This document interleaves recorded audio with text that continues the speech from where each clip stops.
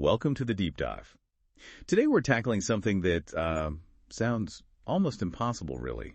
Can you actually start a rental business from home without spending any money? It really does sound counterintuitive, doesn't it? I mean, businesses usually need capital, lots of it sometimes. Right. But this guide we've been looking at, build a home-based rental business without spending a dime, it makes a really compelling case. It argues it's not just possible, but, achievable if you're creative. That's what grabbed us. So our mission today is to unpack this guide, pull out the key strategies, and, well, find those surprising insights that show how this zero investment thing can actually work. It really does shift your perspective, I think. Yeah. It makes you see potential in places you wouldn't normally look, like your own garage, maybe. Yeah. Or even local businesses just down the street. Okay, let's dive in then. The guide kicks off by acknowledging that common idea, that you need a big pile of cash, maybe a loan, definitely some risk involved to start any business. Yeah, that's the default assumption for most people and honestly for most business models. But the core idea here just flips that completely. How so? It says you can build a real income-generating rental business with genuinely no upfront money, $0 out of pocket to get started. And the how involves basically two main paths, is that right? Either using stuff you already have or being really smart about partnerships and getting items without buying them first. Exactly. It's all about being resourceful instead of relying on capital. Finding the assets or access to them without that initial price tag. Which leads us straight into the first strategy, maybe the most obvious one. Just look around you, use what you already own. Right. This feels like the clearest way to that zero-cost start. You're literally using things you possess right now. And the guide points out so many everyday things. It's kind of surprising. It really is. Think about regular household items, crock pots, steamers, maybe extra tables and chairs you only pull out for holidays, even artwork for staging. Stuff people need temporarily for events or specific tasks. Precisely. Nobody wants to buy a professional carpet steamer for just one use, right? Exactly. Then you've got electronics cameras, game consoles, sound equipment. Those can be in pretty high demand for rentals. Oh, yeah, definitely. And specialty tools like a good power washer or a decent drill set. Perfect for someone in the neighborhood who needs it for a weekend project but doesn't want to own one. So the first step is literally just taking inventory of your own home, but with a different mindset. Like, could someone pay to borrow this? Yeah, asking that question. And the guide adds a crucial tip here, too, about presentation and pricing. Right, making it look appealing. Yes, exactly. Clean it up, organize it, take good photos. It needs to look professional. And for pricing, do a bit of research, see what similar things rent for on sites like, say, Rent Anything store. So you're competitive, but still making a profit. You got it. Competitive, but profitable. So just think about it if you're listening. Take a mental walk through your house, your garage, maybe that shed out back. What's just sitting there? That could be your starting point. Okay. Today. No cost. It's just that mental shift. Your stuff becomes potential income. Okay, but what if you look around and you don't have quite the right things, or you want to offer more? This is where strategy 2 comes in, and I found this one really interesting. The power of re-renting through local partnerships. Yeah, this is clever. You're essentially tapping into other businesses' inventory. How does that work without spending money? Well, the guide suggests finding local places that already rent stuff out, tool shops, costume stores, event suppliers, that kind of thing. They have the items. But maybe they're not great at online marketing. Exactly. They might have the physical assets but lack the online reach or maybe the time to manage online listings effectively.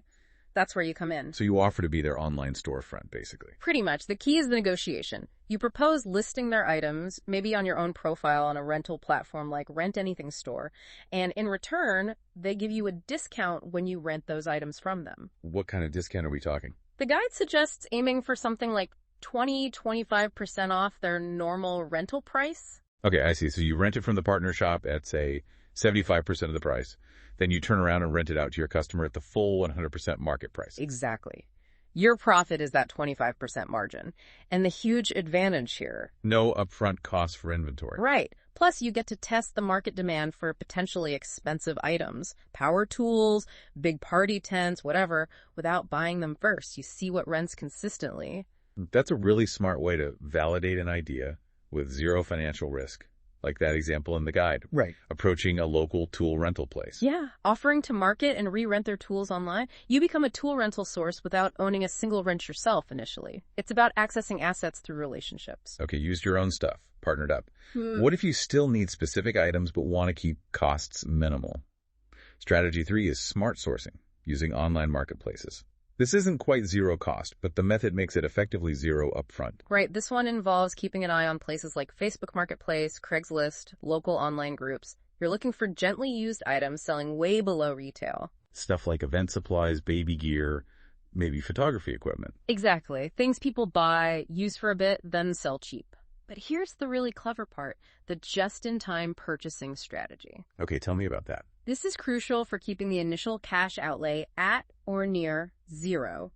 The idea is simple. You don't buy that cheap item just because you see it. No. When do you buy it then? You wait until you have a confirmed booking from a customer specifically asking for that item or something very similar. Ah. So the rental income is already locked in before you spend the money to acquire the used item? Precisely. The customer pays you, then you immediately use a part of that payment to go buy the item you found listed cheaply online. The income covers the cost and often leaves you with profit from that very first rental. Wow. Okay. That completely takes the risk out of the purchase. You know it's going to be used right away. It forces that demand validation before you spend anything. And the guide also mentions niching down here. Focusing your efforts. Yeah. Like if you're into photography, maybe focus on sourcing and renting camera gear. You know the market, you can spot good deals, build expertise. And attract customers looking specifically for that. Makes sense. You become the go-to person for, say, lens rentals in your area, all sourced super cleverly. Builds trust, focuses your marketing, it's efficient. Now, strategy 4 moves into funding growth. This feels like the next step, right? After you've got things running using those zero-cost methods. Absolutely. The guide positions this for when you've actually got some traction, you've proven there's demand using those first few strategies. This is about scaling up. So what options does it suggest? Well, things like crowdfunding, using platforms like Kickstarter or GoFundMe. To raise money for what? Buying that popular item you've been re-renting a lot? Exactly. You tell your story, show the success you've already had starting from nothing, and basically rally your community or potential customers to help you fund specific growth goals, like buying your own inventory of that high-demand item. Okay. And it mentions peer-to-peer lending, too. Right. Platforms like Lending Club or Prosper.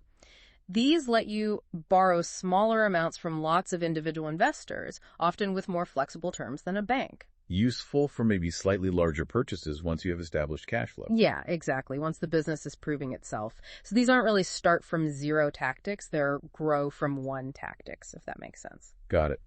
Tools for growth once the foundation is built. Correct. They're about accelerating once that zero cost engine is running. Okay, this next one, strategy 5. This feels like where things get really potent. The guide calls it long-term deals for short-term gains. It sounds lucrative. Oh, it definitely has that potential. It's described as one of the most powerful strategies. The core idea is about securing long-term rental agreements. Think maybe 12 months, 24 months, directly from larger suppliers. Why would they give you a deal on a long-term rental? Because you're guaranteeing them steady, predictable income over a long period. That security is valuable, so they'll often give you a significant discount on the monthly or annual rate compared to their usual short-term prices. Okay, so you commit long-term, get a much lower rate. Then what? Then you turn right around and rent that same item out, but on a short-term basis, daily, weekly, at the much higher market rates that people normally pay for short rentals. Ah, I see. The gap between your low fixed long-term cost and the higher variable short-term income you generate, that's your profit. Yeah. And if you rent it out often, that margin gets amplified. Exactly. And the case study the guide uses here is just fantastic. Steve Cody's lift business. Lifts, the construction lift. Yeah. Boom lifts, scissor lifts, stuff that costs an absolute fortune, like $150,000 to $300,000 each. Whoa. Okay, that's a massive barrier to entry for a startup. Huge. So Steve's solution, using this exact strategy, was to arrange to re-rent lifts from an established supplier, but on an annual basis. He locked in that favorable long-term rate. And then he just focused on renting them out constantly, day by day, week by week. You got it. And the results were apparently incredible. By leveraging someone else's super expensive assets through these smart long-term deals and hustling for short-term rentals, he generated enough profit. To eventually buy his own. Yes. Enough profit and proven demand that he started building his own fleet. The source says he grew to owning around 60 lifts, generating something like $6 million a year. Wow. That completely sidesteps the initial capital problem in a high capital industry. Yeah.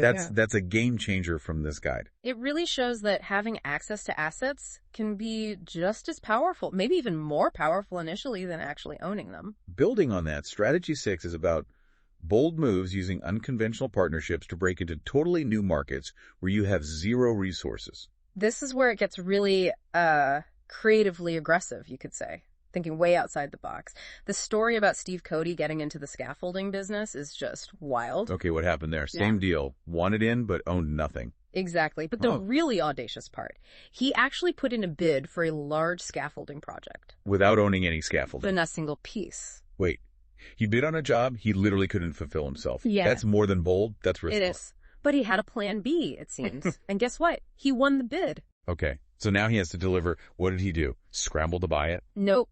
His next move was brilliant in a way. He went and talked to the competitors who had also bid on that same project and lost to him. Talk to the competition. Why? And one of them agreed to rent him the scaffolding he needed for the job at a 25% discount. No way. He beat them for the contract, then rented their gear at a discount to fulfill it. That's what the source says. He fulfilled the contract, got his foot in the door of the scaffolding business, all by leveraging a competitor's assets after winning the bid. That completely flips the script on competition. They became his supplier. Wow. It just shows that sometimes even competitors can be partners if the deal makes sense for both sides. He brought them revenue they wouldn't have had otherwise on that job. Okay, so you've got your items, maybe through owning, partnering, or sourcing. You've maybe even made some bold moves. How do you get customers without blowing cash on ads? Strategy 7, free marketing through networking. Yeah, this is fundamental. Your existing network, online and offline, is gold. The guide really pushes leveraging social media, Facebook, Instagram, maybe LinkedIn, depending on your niche. Just posting ads. Not just ads, it's about joining relevant groups. Local community groups, hobbyist groups, engaging, answering questions, making yourself visible where potential renters actually hang out. Being part of the conversation, not just shouting into the void. Exactly. And don't forget the real world stuff. Local events, markets, just talking to people. Good old word of mouth is still incredibly powerful, especially for local rentals. If you do a good job, people talk. And you can encourage that talking. Right? Oh, absolutely. Set up a simple referral program. Offer a small discount on the next rental, or maybe a free day if a customer sends new business your way. Costs you nothing up front, but can really drive growth. Makes sense. Okay, last big strategy area, operational excellence. Strategy 8. This is about making the most of what you have once you're up and running. Right.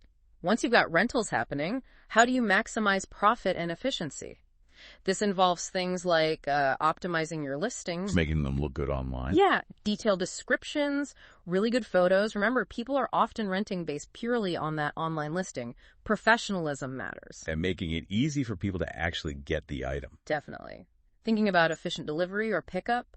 Maybe you offer delivery for a fee. Maybe you partner with a local courier service as you grow. Convenience is key. And then scaling up intelligently. Which brings us back to reinvesting profits.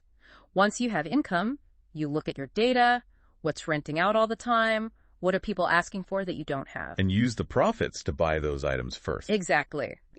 You strategically acquire your own inventory, but it's based on proven demand from your early zero-cost efforts, not just guessing. So pulling this all together, this guide really does lay out several, distinct and practical ways to start a rental business with literally $0 invested at the beginning. Mm-hmm. It fundamentally challenges that whole you need money to make money idea, at least for starting out in this space. It shows that creativity, being strategic, leveraging what's around you. Your own stuff, partner stuff, finding deals. That's the real key. Resourcefulness over cash. And the guide does mention platforms like Rent Anything Store as being helpful here, right? Providing the infrastructure. Yeah, as a place to actually list items, manage the bookings, handle payments. It supports all these different strategies, whether you're renting out your own spare chair or re-renting heavy equipment. It gives you the online mechanism. So wrapping up this deep dive into build a home-based rental business without spending a dime, the big takeaway. I think it's that starting from zero is genuinely possible. The guide gives you the roadmap. It turns what look like obstacles, no money, into opportunities if you're resourceful and strategic. It really emphasizes leveraging assets and relationships you might already have or could create without spending cash. Exactly. It's often about mindset, not just money. Seeing the value that's already there. Which brings us back full circle to that very first strategy, the simplest one. And maybe leaves us with a final thought for you listening. What do you have right now? Maybe sitting in a closet or the garage, just gathering dust. Could that unused item be the unexpected start of a whole new income stream for you? Something you can start exploring today with absolutely zero investment.